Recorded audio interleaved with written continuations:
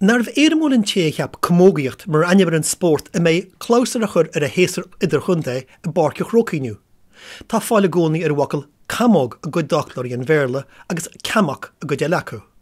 Cam bach a thugtar ar sa Middle English Dictionary an bhfuil focail bhíon ús ag scríbneoirí an bhéarla idir an darithíistíag agus an cuitiúhíistíag.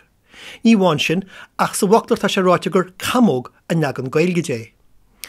A curved or crooked stick, especially a field hockey stick, and Crashisa tag Websterer, and folklore is ahantas na stáit, a dear freshen gur is alban a hannig sé. Nílas go cerdavach le rá ag an common nachhí nó go dtíhanig common commógaíochta na ngéil. Dal an scéil tugam faoi deara gur ahraí a neagraíocht sin a haim coppla bliana chuin, agus gur bé an common commógaíochta a tanna searú.